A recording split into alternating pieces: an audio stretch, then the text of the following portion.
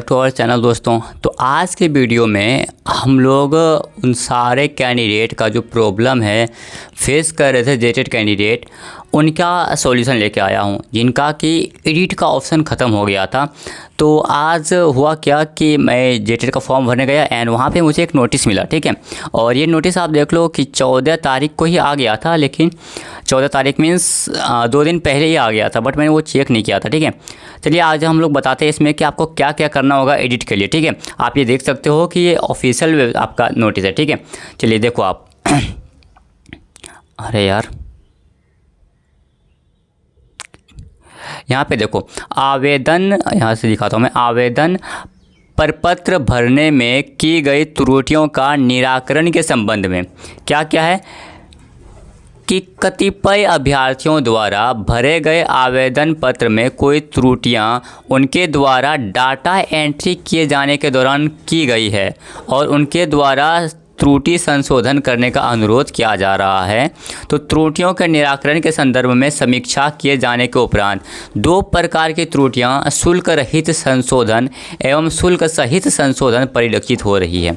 मतलब आपको मैं बाद में बता दूंगा सब कुछ अच्छे से एक्सप्लेन करके कि 2 टाइप का गलती मिला है, जिसमें कि आपको शुल्क रहित मतलब जिसको पैसा नहीं देना है, लेकिन कुछ कुछ गलतियाँ ऐसी है जिसमें कि आपको पैसा देना पड़ेगा, ठीक है। ये किसके लिए? ये पहले वालों के लिए जिसका कि एडिट करना था, जो जिसने कि पहले ही फॉर्म भर दिया है। अब देखो शुल्क रहित संशोधन क्या है आपका, जिसमें कि आपको पैसा नहीं लगेगा। वैसा संशोधन जिसमें कि आपका नाम, पिता का नाम, माता का नाम और जन्म तिथि, आपका सब्जेक्ट वगैरह चूज करने में अगर गलती हो गया है तो उसमें कोई बदलाव नहीं होगा। देखो यहाँ शुल्क में कोई बदलाव नहीं होगा, मतलब वो आप ऐसे ही एडिट कर सकते हैं। किए जाने हेतु परिषद द्वारा पात्रता आवेदन प्रपत्र भरने हेतु तिथि के पश्चात क्या लिखा हुआ है, निर्धारित तिथि के पश्चात एक अवसर प्रदान किया जाएगा। मतलब अभी नहीं, आप अभी नहीं, देखो निर्धारित तिथि के पश्चात एक अवसर प्रदान किया जाएगा। मतलब जब ये डेट फॉर्म का डेट ख़त्म हो जाएगा ना, तब अवसर मिलेगा। अभ्यर्थी उक्त प्रावधानित अवसर में वांछित संशोधन कर सकते हैं। मतलब जिनका भी आपका क्या मम्मी का नाम, पापा का नाम, डेट ऑफ बर्थ या फिर कोई सब्जेक्ट गलती हो गया है तो अभी आपको नहीं, आपको एडिट का ऑप्शन बाद में मिलेगा, ठीक है। तो वो एडिट का ऑप्शन आपको कब मिलेगा? बाद में मिलेगा। और दूसरा देखते हैं शुल्क सहित, मतलब वैसा एडिट का ऑप्शन, वैसा एडिट करना जिसमें कि आपको पैसा लगेगा। वो क्या है? अगर किसी का कोटि एवं लेवल में संशोधन किए जाने से इसका प्रभाव शुल्क पर पड़ेगा। मतलब अगर आपने पेपर 1 का पहले भरा था, अब पेपर 2 भरना चाहते हैं, या आप पेपर 1 पेपर 2 दोनों भरना चाहते हो, उसमें आपको पैसा लगेगा। ऐसी स्थिति में ऐसे अभ्यर्थी को कोटि एवं लेवल में संशोधन किए जाने हेतु आवेदन प्रपत्र कैंसिल कर नए सिरे से आवेदन प्रपत्र भरना आवश्यक होगा। मतलब आपको अगर आप लॉगिन करके देखोगे ना, वहाँ कैंसिल का ऑप्शन है, मैं आपको दिखा भी दूंगा लास्ट में कैंसिल करके कैसे कैंसिल किया जाता है, ठीक है। तो आपको पहले कैंसिल करना होगा, उसके बाद आपको आवश्यक फॉर्म भरना पड़ेगा। यह प्रक्रिया परीक्षा आवेदन प्रपत्र भरने की अवधि में ही किया जा सकता है। मतलब अभी आप इसको कर सकते हैं। इस अवधि के उपरांत किसी भी आवेदन पर विचार नहीं किया जाएगा। मतलब अगर आपको अपना पेपर 1 पेपर 2 ऐसे चूज करना है, यानी पेपर 1 पहले आपने भरा हुआ था, अब आपको पेपर 2 भी भरना है, यानी कि पेपर 1 पेपर 2 दोनों भरना है, तो अब आपको अभी ही ये करना होगा, बाद में ऐसा कोई मौका नहीं मिलेगा। यह सुविधा सिर्फ 2024 में आवेदित अभ्यर्थियों के लिए उपलब्ध होगा।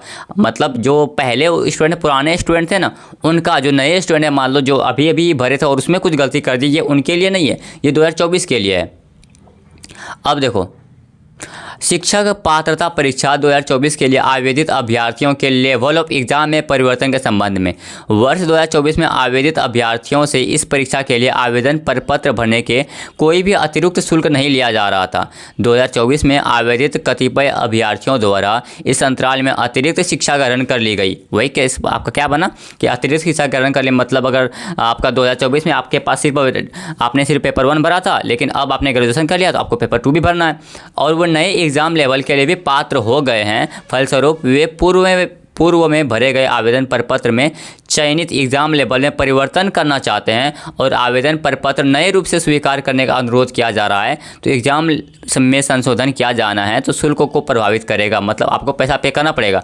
वर्ष 2024 में आवेदित अभ्यर्थियों में से कोई भी अतिरिक्त शुल्क नहीं लिए जाने का प्रावधान ज्ञापित है। फलतः जो अभ्यर्थी अपने पूर्व के आवेदन प्रपत्र को एग्जाम लेवल में परिवर्तन करना चाहते हैं उन्हें पूर्व के आवेदन प्रपत्र को रद्द करना होगा। मतलब क्या, उसको भी जिसने कि आपका पेपर 1 पहले भरा था, पेपर 2 भरना चाहते हैं तो उसको रद्द करना होगा और नए रूप से आपका फिर से आवेदन भरना होगा। अभ्यर्थी को सर्वप्रथम वर्ष 2024 में भरे गए आवेदन प्रपत्र को अपना कंसेंट देते हुए कैंसिल करना होगा। तत्पश्चात वे नए सिरे से आवेदन करेंगे। ठीक है,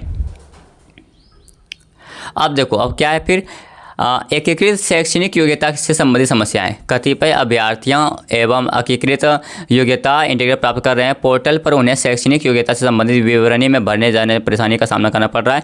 ऐसे अभ्यर्थी पोर्टल पर 999 का स्टैटिक डालकर अपना नंबर भर सकते हैं ताकि ऐसे अभ्यर्थियों को पहचान हो सके और भविष्य में इनसे संपर्कित प्रयास हो। ये किसी और के लिए, मतलब जिसका कि ऐसा कोई सर्टिफिकेट कोर्स किया हुआ है जो कि वहाँ पे लिस्ट ही नहीं है। आप जैसे फॉर्म भरने जाते हो आपको लिस्ट ही मिलता है ना कि आपने डीएलएड कर रखा है, बीएड कर रखा है, डीएलएड प्लस ग्रेजुएशन कर रहा है, डीएलएड 4 साल का कर रहा है, इंटीग्रेटेड कोर्स कर रहा है, तो उन सब के लिए जिसका कि वहाँ ऑप्शन ही नहीं है तो वो लोग अपना 9999 डाल के अपना कर सकते हैं।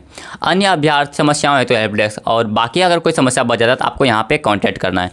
तो ये सारा कुछ समस्या था। ठीक है, चलिए मैं एक बार आपको वो दिखा देता हूँ लॉगिन करके। अगर कैंसिल करने का वैसे ऑप्शन तो वहाँ पे है ही, अपने लॉगिन क्या ही करूँ। चलिए फिर भी एक लॉगिन कर देता हूँ, मैं ओल्ड पोर्टल में लॉगिन कर रहा हूँ। ठीक है, एक सेकंड मुझे थोड़ा सा वो लेना पड़ेगा,